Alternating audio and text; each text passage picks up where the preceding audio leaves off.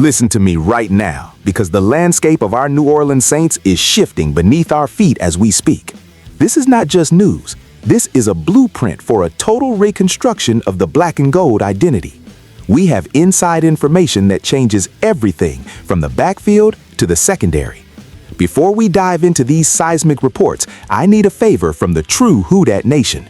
We are pushing hard to reach 1,000 subscribers to keep this independent coverage alive. Hit that button now and join the inner circle. The storm is coming. The NFL Scouting Combine is a place where dreams are either born or buried under the weight of expectations and the cold reality of professional evaluation. My sources inside Indianapolis have confirmed a report from Sports Illustrated that carries massive implications for our New Orleans Saints. The organization has officially and formally met with Notre Dame superstar Jeremiah Love. Now let me be very clear about who we are talking about here. Love is widely regarded as the premier running back prospect for the 2026 class. He is not just a runner, he is a weapon. He is a dynamic threat that makes defensive coordinators lose sleep at night. During his time with the Fighting Irish, he has displayed a level of vision and explosive acceleration that you simply cannot teach. You either have it or you do not, and Jeremiah Love has it in abundance. When he sat down with the Saints brass, he expressed genuine enthusiasm about the possibility of wearing the black and gold. This is huge. But let me put on my analyst hat for a second. Why are the Saints looking so far ahead to 2026? It is because they know the current window is closing. Alvin Kamara is a legend in this city, but Father Time is undefeated. You have to be proactive. You cannot wait until the tank is empty to look for a new engine. I love this move by the front office. It shows a level of foresight that has been missing lately. However, I am also screaming at the television because this team has immediate holes to fill. You are talking to a kid who won't be eligible for another year while the house is currently on fire. It is the definition of a long-term play in a short-term league. But imagine the versatility. Imagine a player with Love's pedigree learning the ropes in a system that prizes pass-catching backs. He is the prototype for the modern NFL.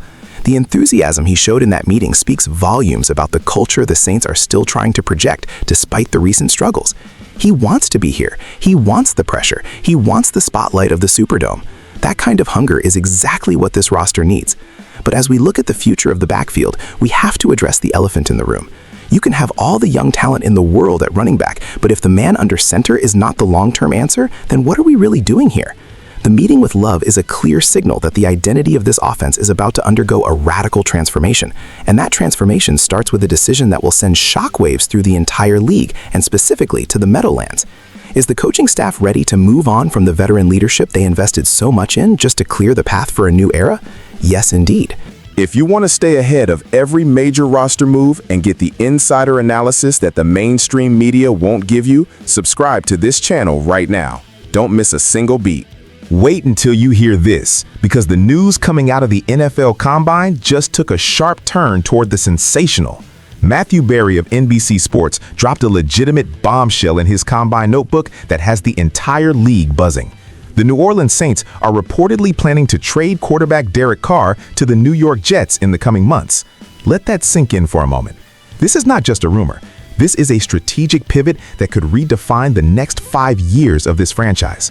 We are talking about moving off a massive contract and a veteran who was supposed to be the savior of the post-Breeze era. I have said it before, and I will say it again with everything in my soul. The Derek Carr experiment has been a roller coaster that only goes down. It is time to face the music. The Jets are desperate. They are in a win-now mode, and they clearly believe that a veteran like Carr can stabilize their volatile situation. For the Saints, this is about liberation. It is about cap space. It is about finally admitting that the current path is a dead end. From a tactical standpoint, this move would be a masterstroke of salary cap gymnastics if they can pull it off without eating too much dead money. But it is also a massive risk. Who steps in? Are we looking at a bridge quarterback, or are the Saints preparing to sell the farm to move up in the draft? This report suggests that the front office is no longer content with mediocrity. They are willing to be aggressive. They are willing to be ruthless. And quite frankly, it is about time. The New York Jets represent a perfect trade partner because they are a franchise that is perpetually one veteran quarterback away from believing they can win a Super Bowl. If the Saints can extract meaningful draft capital in exchange for Carr, it changes the entire trajectory of their rebuilding process. It allows them to reset the market for themselves. But let me tell you something. The fans in New Orleans deserve better than a revolving door at the most important position in sports.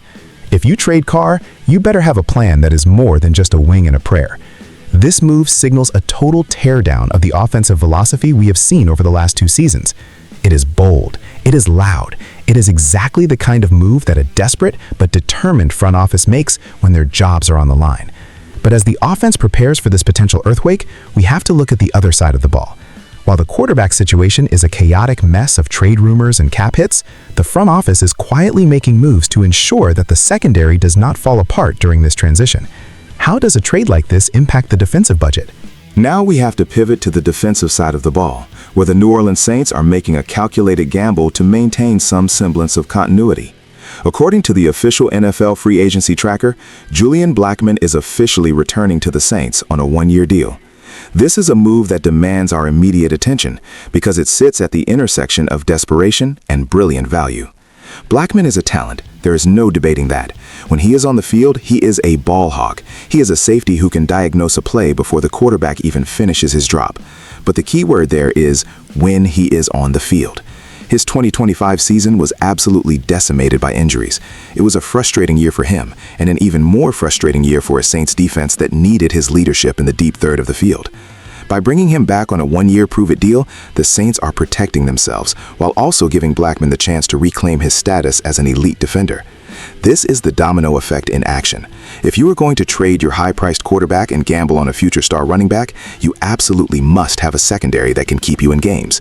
You cannot afford to have a leaky roof when the rest of the house is under construction. I love the intensity that Blackmon brings to the locker room. He plays with a chip on his shoulder that defines what it means to be a New Orleans Saint. But I am also realistic. A 1-year deal is a band-aid. It is not a long-term solution for a position that has been a revolving door lately. The front office is betting that Blackmon can stay healthy and provide the veteran stability needed while they navigate the transition in the offensive backfield. It is a high-stakes game of poker. If Blackmon returns to form, this is the steal of the offseason. If he ends up on the trainer's table again, the Saints will be exposed in a way that no amount of draft picks can fix. This signing consolidates the roster for 2026, but it leaves massive questions about the durability of this defense. We are seeing a pattern here. The meeting with Jeremiah Love showed a vision for the future. The potential Derek Carr trade showed a willingness to break the past. And the Julian Blackmon signing shows a desperate attempt to hold the present together. It is a trifecta of moves that tells us one thing for certain. The New Orleans Saints, as we know them, are gone. A new era is being forged in the fires of the combine and the negotiation rooms of free agency. The question is no longer if change is coming.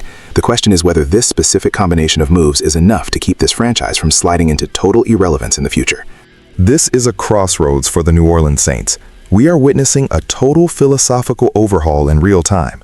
From the pursuit of elite youth in Jeremiah Love to the potential departure of Derek Carr and the defensive stability of Julian Blackmon, every move is a high-stakes gamble. The front office is finally showing some teeth, but the execution must be flawless. Now I want to hear from you, the heart of the Who Dat Nation. Do you believe trading Carr is the right move for our future, or are we throwing away a veteran presence too soon? And what about Blackmon?